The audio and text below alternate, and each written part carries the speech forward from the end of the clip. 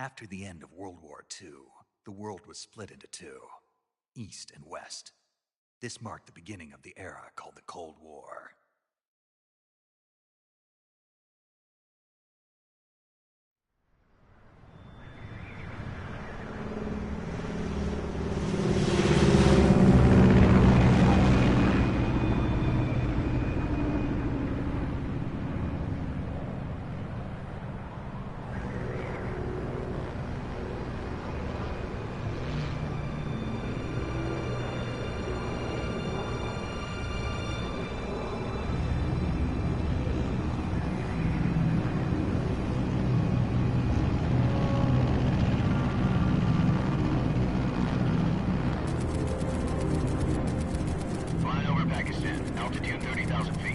Approaching Soviet airspace. 20 minutes to drop off. Commencing internal depressurization. Equipment check. Arm main parachute. All right. You ready to go? Drop zone still showing a high pressure mass. Cav okay. Good. We've got high visibility.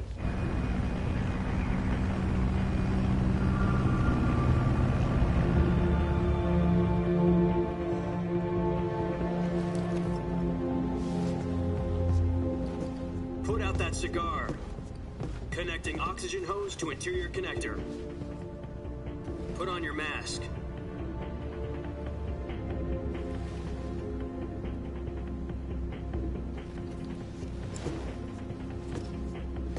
Does this panty waste know what he's doing?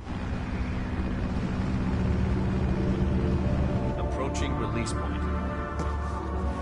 10 minutes to drop off. Hey, are you deaf? He said put out the cigar and put on your mask.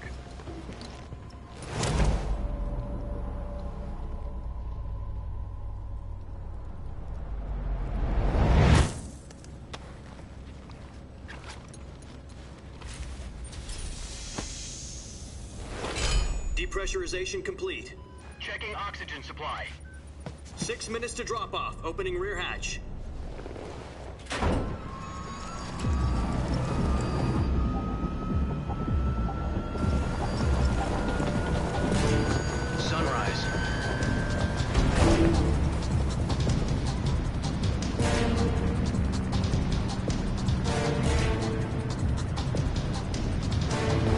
Temperature minus 46 degrees Celsius. 2 minutes to drop off. Stand up. You'll be falling at 130 miles per hour. Try not to get frostbite from the wind chill. 1 minute to drop off. Move to the rear. Activate bailout bottle. This is one for the history books. The world's first halo jump. 10 seconds to drop off. Stand by. Status okay, all green. Prepare for drop-off. Countdown. 5, 4, 3, 2, 1. Spread your wings And fly. God be with you.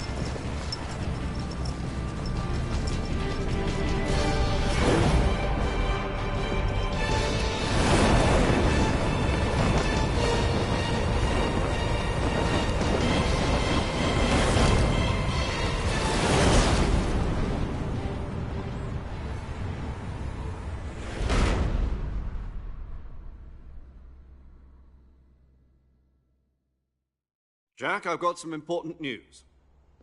The head of the CIA has finally given us the green light for the Virtuous mission. Virtual mission? No, the Virtuous mission. The future of our Fox unit depends on it. If it succeeds, we'll be officially organized into a unit. Virtuous mission? Sounds like some kind of initiation ritual.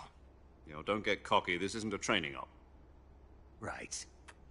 So what exactly is this wonderful mission? Well, about 2 years ago, a certain Soviet scientist requested asylum in the West through one of our moles. His name is Nikolai Stepanovich Sokolov. He's head of the OKB-754 Design Bureau, one of the Soviets' top-secret weapon research facilities, and the East's foremost expert on weapons development. Sokolov? Isn't he that famous rocket scientist? The very same. On April the 12th, 1961, the Soviets achieved the first manned spaceflight in history. The Earth was blue, but there was no God. Well spoken. The rocket that carried Yuri Gagarin into orbit was the A-1, known as the Vostok rocket. Sokolov is said to be the man most responsible for the multi-engine cluster used in that rocket. After Gagarin's flight, Sokolov left rocket development to become the head of the newly established Design Bureau. From a lowly technician to head of a design bureau, that's quite a success story, so why do you want to defect? It seems he'd become afraid of his own creations. Afraid? Call it a crisis of conscience. And for that, he left his country and his family behind and went over the fence? Not exactly. One of his conditions was that his family was also to be taken safely to the west. We used a mole to get the family out first, and succeeded in sneaking Sokolov over the Berlin Wall shortly afterwards. I was the one who conducted the operation. The security on the eastern side was still full of holes back then. Then what? We got Sokolov over in one piece, but the whole ordeal had left him exhausted, and we checked him into a hospital in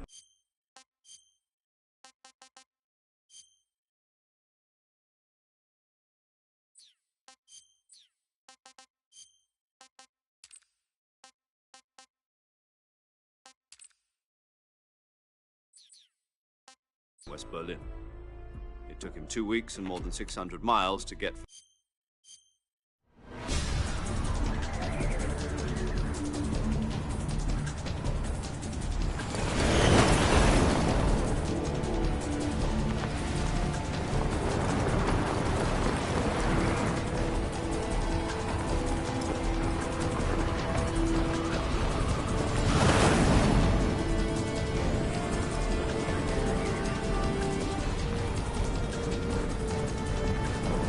Listen up, Jack.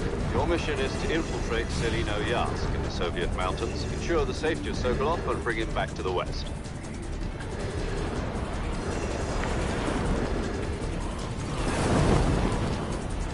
If we don't get Sokolov back before that weapon is complete, we'll be facing a major crisis. The clock is ticking.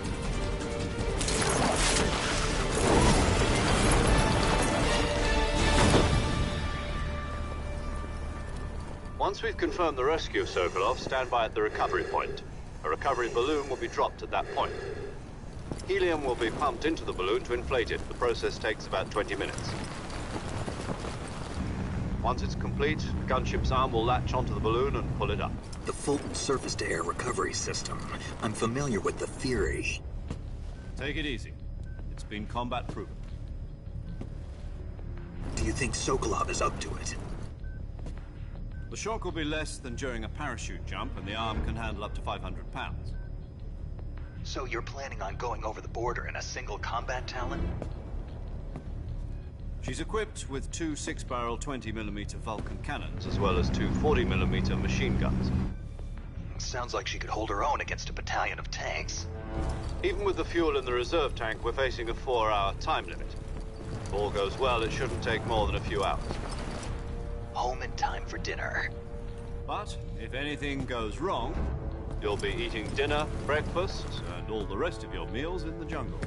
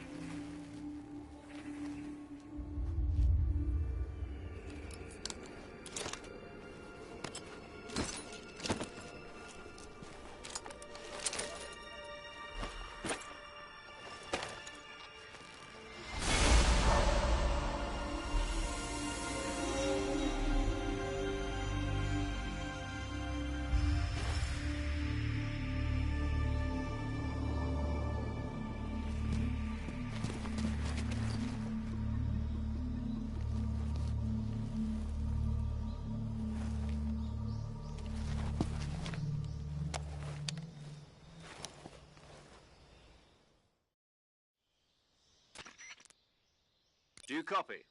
You're already in enemy territory, and somebody might be listening in. From here on out, we'll be using code names to refer to each other. Your code name for this mission will be Naked Snake. I'll be referring to you as Snake from now on. You're not to mention your real name. Snake? What, you don't like snakes? What do you mean? Well, you've eaten one before, haven't you? In survival training. I'm glad to hear that. I don't know if I'd ever order one in a restaurant, but... Be careful, you might not have a choice. What about you, Major? What should I call you? Let's see. I'll be Tom. Call me Major Tom. This will be a sneaking mission. You must not be seen by the enemy. You must leave no trace of your presence. Is that clear? This kind of infiltration is the Fox unit's speciality. In other words, weapons and equipment are procured on site. That goes for food as well. You're completely naked, just as your name implies. Great. Now I see why you asked me if I like snakes. I suppose calling me Snake was your idea of a joke, too. No. There's a good reason for that. I'll tell you later when the time is right. Gotcha. Getting back to the subject, how exactly am I supposed to feed myself? You've been issued a knife and a tranquilizer gun. Use them to hunt for food. You'll also find some medical supplies in your backpack. Yeah, about the backpack. I lost it in a tree on the way down. I see. Well, you'd better go back and get it then. You know where it is? No problem. I can see it from here. It's stuck on a branch. To climb a tree, stand in front of a tree that's covered in ivy and press the action button. I'll be monitoring your progress over the radio. We can't risk violating Soviet airspace, but I'll be in the gunship. My frequency is 140.85. I'll give you a call if I need to talk to you. If you need to talk to me, use the send function. Okay, Snake, go get your backpack.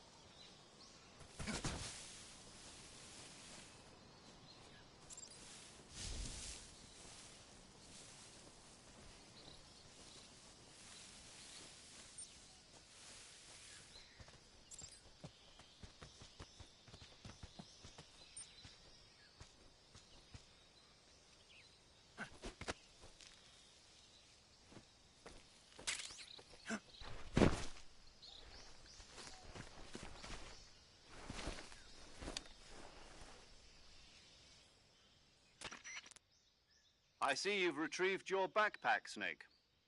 To equip a weapon, it's necessary to take it out of your backpack. In the survival viewer, choose Weapon from the backpack. Your available weapons will be displayed in a list on the screen. From that list, choose the weapon you want to equip and press the Enter button. For other equipped items, just do the same thing from Item. Got it. Use the survival viewer backpack. Yep, that's right. Survival is fundamental to this mission. After you've been out in the field for a while, your stamina will start to drop. If your stamina gets too low, it'll affect your performance. You won't be able to shoot accurately, for example, and your wounds won't heal as smoothly. Keep an eye on your stamina so you don't run out. To recover lost stamina, you can hunt for local flora and fauna. You can use either your tranquilizer gun or your knife to hunt. My only weapon is a Mark 22 Hush Puppy tranquilizer gun? That's right. It's been fitted with its own suppressor. However, the suppressor will deteriorate every time you fire. Once its durability reaches 0, the noise suppression effect will be gone. So don't get too trigger-happy with it. The suppressor's durability is shown in the icon. Any weapons and equipment beyond what you're carrying now, you'll have to find as you go. I have to find my own weapons and equipment? Whose crazy idea was this, anyway? Solo covert actions are standard Fox operating procedure.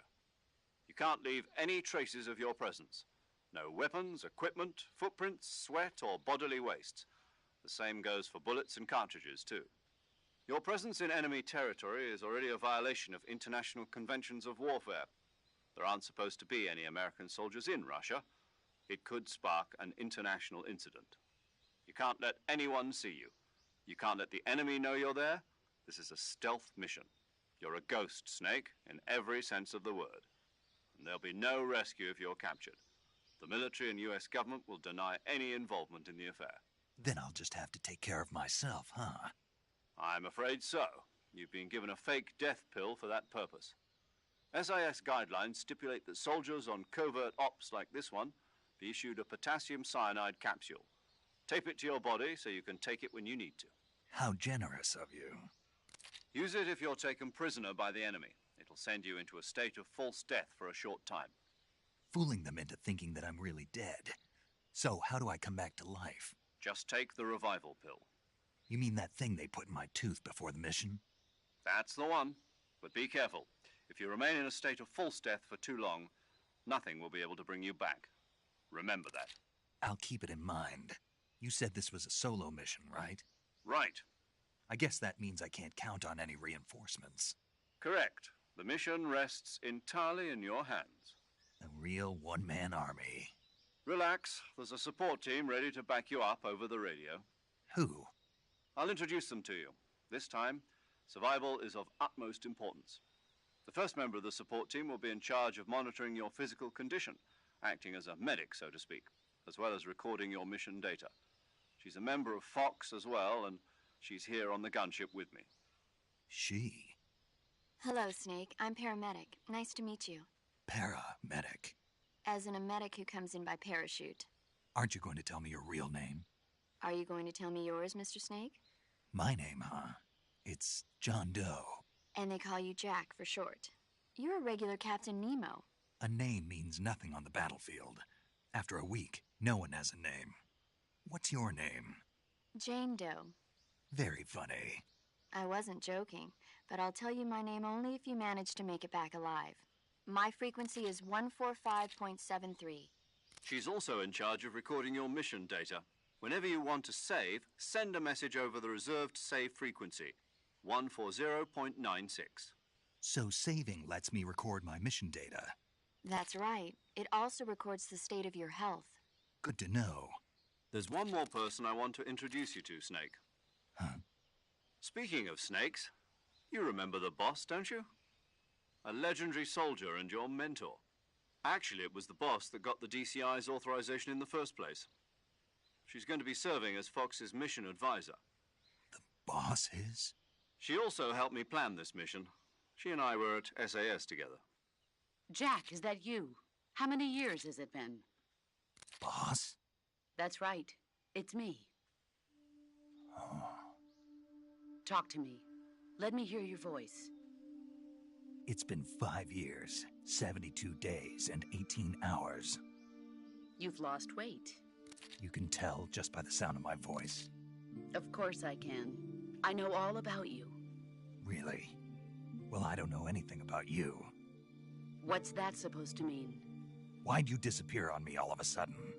I was on a top-secret mission. You didn't need me anymore. But there were still so many things I wanted you to teach me. No, I taught you everything you needed to know about fighting techniques. I taught you all I could. The rest you needed to learn on your own. Techniques, sure. But what about how to think like a soldier? How to think like a soldier? I can't teach you that. A soldier needs to be strong in spirit, body, and technique. And the only thing you can learn from someone else is technique. In fact, technique doesn't even matter. What's most important is spirit. Spirit and body are like two sides of a single coin. They're the same thing. I can't teach you how to think. You'll just have to figure it out for yourself. Listen to me, Jack. Just because soldiers are on the same side right now doesn't mean they always will be. Having personal feelings about your comrades is one of the worst sins you can commit. Politics determine who you face on the battlefield. And politics are a living thing. They change along with the times. Yesterday's good might be tomorrow's evil. Is that why you abandoned me? No, it had nothing to do with you. I already told you, Jack. I was on a top-secret mission. A soldier has to follow whatever orders he's given. It's not his place to question why. But you're looking for a reason to fight. You're a natural-born fighter, but you're not quite a soldier. A soldier is a political tool, nothing more. That's doubly true if he's a career soldier. Right and wrong have no place in his mission. He has no enemies and no friends. Only the mission. You follow the orders you're given. That's what being a soldier is. I do whatever I have to get the job done. I don't think about politics. That's not the same thing. Sooner or later, your conscience is going to bother you. In the end, you have to choose whether you're going to live as a soldier or just another man with a gun. There's a saying in the Orient, loyalty to the end. Do you know what it means? Being patriotic. It means devoting yourself to your country. I follow the president and the top brass. I'm ready to die for them if necessary. The president and the top brass won't be there forever. Once their terms are up, others will take their place. I follow the will of the leader, no matter who's in charge. People aren't the ones who dictate the missions. Then who does? The times. People's values change over time, and so do the leaders of a country. So there's no such thing as an enemy in absolute terms. The enemies we fight are only enemies in relative terms, constantly changing with the times. As long as we have loyalty to the end, there's no point in believing in anything, even in those we love. And that's the way a soldier's supposed to think? The only thing we can believe in with absolute certainty is the mission, Jack. All right, but do me a favor. What is it? Call me Snake. Snake? Oh, right. Your codename is Snake. It suits you well. That's right. The legendary unit that the boss put together during World War II was a snake. The Cobra unit, a group of heroes that brought the war to an end and saved the world. As long as you've got a legendary hero backing you up, you'll be fine. Isn't that right, Snake? Yeah, I can't think of anyone else I'd rather have with me. Oh, and one more thing, boss. Yes? It's good to hear your voice again. Same here. After all, who knows if either of us will make it out alive? Snake, you are always best at urban warfare and infiltrating buildings. But this is the jungle. Survival is going to be key. Those CQC techniques I taught you are sure to come in handy. CQC? Close quarters combat, huh? I've been in the Green Berets for the past few years. I'm probably pretty rusty. Not to worry. I'll be here to help you remember. After all, this is your first actual survival mission. I'll be supporting you over the radio. Where are you, boss? Next to the Major? The boss is communicating with us by radio from aboard a Permit-class submarine in the Arctic Ocean. My frequency is 141.80. Call me if you need my advice on battle techniques. Gotcha. Your mission is to retrieve Dr. Sokolov. Dr. Sokolov is being held in an abandoned factory located to the north of your current position. Avoid heavy combat and don't let anyone see you. Don't forget that this is a stealth mission. Snake, try to remember some of the basics of CQC.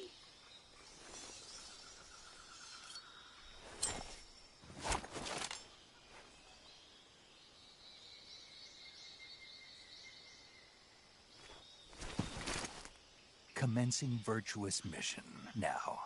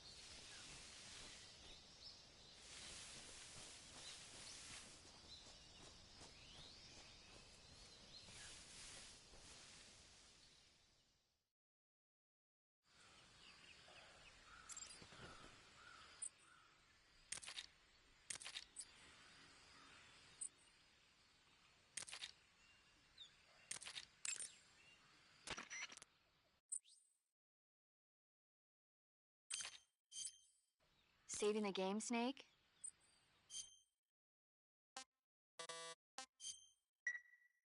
Hey, Snake, you ever heard of Godzilla King of Monsters? No, what is it? It's a movie. You haven't seen it? Nope. It's about this monster called Godzilla, who grows to an enormous size in a nuclear test and goes on a rampage in Tokyo. Nuclear test, huh? Then the Marshall Islands must be crawling with giant monsters right about now. It's just make-believe. Maybe that's why my pants have been so tight lately. Snake, it's a movie, not a report out of Los Alamos. I know. So then what happened? Godzilla is immune to all weapons, and humanity has no way to stop the monster. Dr. Shirazawa develops a new type of weapon, but meanwhile Godzilla is getting closer and closer to Tokyo, obliterating everything in his path. It was originally a Japanese movie, but they made an American version too. I recommend seeing the original Japanese one if you ever get the chance. It's mostly mindless fun, but it's also got a serious anti-nuke message as well. Where can I see the original? You'll just have to go to Japan. Really? That's too bad. If you wait 40 years, you might be able to see it in America too. It might even win awards all across the globe in 60 years. Why's that? 2024 will be Godzilla's 70th birthday. You think they're still going to be making Godzilla movies then? Of course. Everybody loves Godzilla. You sure know a lot about movies. I don't suppose you're the movie-watching type, are you? Not really. Okay, then I'll tell you everything I know. When the going gets tough, movies can save your life. It's always good to be able to look at things from a different perspective when you get in a jam. That's the magic of movies. No kidding. Well, I guess it might at least make a nice distraction. That's the spirit, Snake. Have a little fun.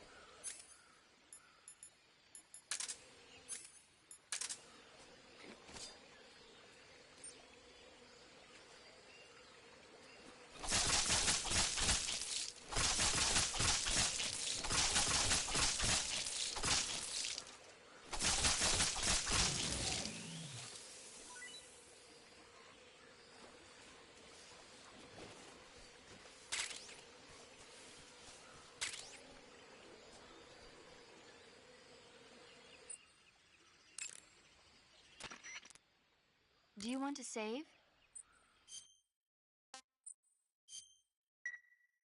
Snake,